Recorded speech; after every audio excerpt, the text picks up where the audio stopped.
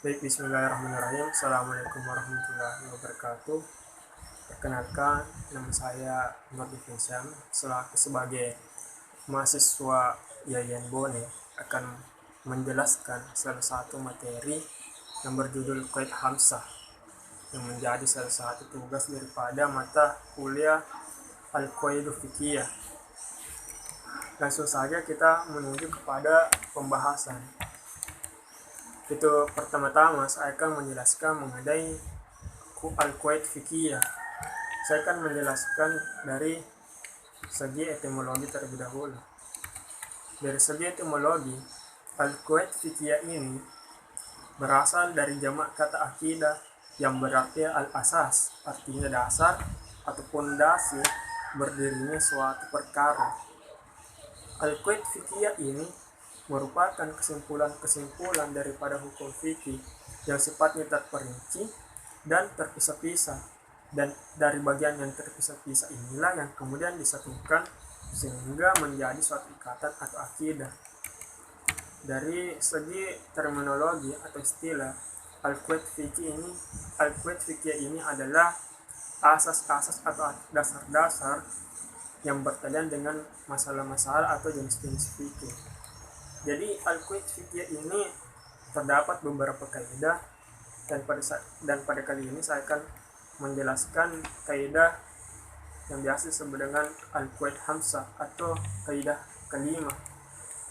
Kaidah 5. Apa itu Qaid Hamzah? Kaidah-kaidah yang dibentuk oleh ulama pada dasarnya bersumber dari Qaid Hamzah ini atau biasa disebut dengan kelima kaidah. Jadi kaidah kelima inilah akan membentuk kaidah-kaidah yang sifatnya bercabang. Para ulama biasa menyebut kelima kaidah ini dengan istilah al-qaid al-hamzah. Adapun kaidah-kaidah itu, pada sekali ini saya akan membahas hanya dua kaidah, yaitu kaidah pertama dan kaidah kedua. Kaidah pertama yaitu segala sesuatu itu tergantung pada tujuannya atau niatnya, atau dalam bahasa Arab biasa disebut dengan al-umuru bimiqasidiha.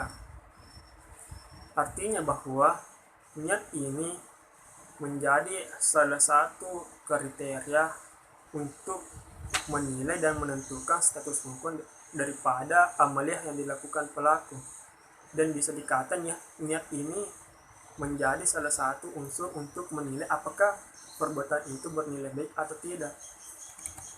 Apa landasan hukum dari kaidah pertama ini? Yaitu dalam Al-Quran surah Al-Bayyinah ayat 5 yang berbunyi wa ma umiru illa liya'budullaha mukhlishina lahuddin hunafa, yang artinya padahal mereka tidak disuruh kecuali menyembah Allah dengan memurnikan ketaatan kepadanya dalam menjalankan agama yang lurus. Kemudian dalam hadis bahwa Rasulullah Shallallahu Alaihi Wasallam bersabda, innamal a'malu binniyat, segala amal itu tergantung daripada niatnya. Apa contoh dari kaidah pertama ini? Contohnya adalah misalnya seorang wanita yang sedang dalam keadaan haid, kemudian mengucapkan basmalah. Jika dia meniatkan untuk membaca Al-Quran, maka dinilai haram. Kemudian ada pun contoh lainnya, misalnya ketika seorang ingin menunaikan salat, jika dia niat betul-betul untuk hanya menunaikan ibadah kepada Allah, maka ia akan mendapat pahala.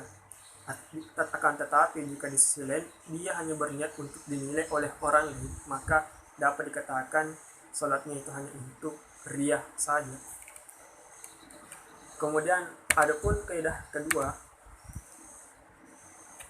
yaitu adalah kesulitan itu menarik pada kemudahan, atau dalam bahasa Arabnya yaitu al-musyaqqah tajlibu taisir.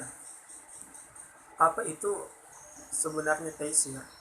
Taisir itu adalah pengecualian atau kemudahan atau kelonggaran yang diberikan terhadap suatu kesukaran yang menjadi pengecualian daripada kaidah umumnya. Kemudian yang dimaksud dengan musyaqqah adalah kesukaran yang di dalamnya terdapat unsur-unsur kepentingan atau unsur-unsur keterpaksaan. Jadi sesuatu yang sulit itu atau segala sesuatu syarat Islam yang mendapatkan kemudahan itu sumbernya daripada kaidah ini. Apa landasan hukumnya? Itu dalam surah An-Nisa ayat 28, Allah Subhanahu wa taala berfirman, "Ma yuridullahu an yuhaffif ankum", ya, artinya bahwa Allah Subhanahu wa taala mencintai kemudahan bagi kamu sekalian. Kemudian dalam hadis Nabi SAW bersabda, "Ad-dinu yusrun hubuddin ilallah afiyatu sam'ah", yang artinya agama itu adalah mudah, sedangkan agama yang disenangi atau disukai oleh Allah adalah agama yang benar dan mudah. Apa contohnya? Contohnya itu misalnya ketika kita ingin menunaikan salat dalam keadaan sakit, jika kita tidak bisa berdiri, maka kita bisa diberikan kemudahan berupa salat sambil baring ataukah salat dalam keadaan duduk, seperti itu contohnya. Adapun kaidah lainnya yaitu saya hanya akan sebutkan, itu keyakinan itu dapat dihilangkan dengan kerugian, atau dalam bahasa Arabnya al-yaqinu la yuzalu bisak. Kemudian kaidah keempat yaitu kemudaratan harus dihilangkan atau al-darar yuzalu. Dan kaidah kelima, adat kebiasaan dapat ditetapkan sebagai hukum, atau dalam bahasa Arabnya itu al-adatu muhkamah. Selanjutnya adalah apa contoh daripada kaidah yang dilahirkan. Contohnya adalah kaidah longgar yang daripada bersumber dari kaidah kedua, yaitu yang berkaitan dengan kemudahan. Bisa daka amru itaksa, yang artinya suatu perkara apabila sempit maka diperluas. Jadi bisa dikatakan bahwa jika suatu perkara itu berganjar susah atau sukar, maka bisa diperlonggar atau diperluas. Jadi dalam artian bahwa kita bisa memperoleh kemudahan ketika kita dalam sedang keadaan sempit atau keadaan yang terpaksa. Contohnya adalah misalnya najis maf'u atau najis yang dimaafkan. Misalnya jika kita tidak bisa menghindari najis, misalnya dalam masa misalnya lalat yang pada masanya itu sedang banyak, kita yang sering menempel pada badan, kita ketahui bahwa lalat itu berasal dari tempat-tempat yang najis, akan tetapi kita tidak bisa menghindarinya. Jadi kurang lebih penjelasan saya seperti ini. Apabila ada kekurangan mohon dimaafkan. Wallahul muwaffiq ila aqwamit thoriq. Wassalamualaikum warahmatullahi wabarakatuh.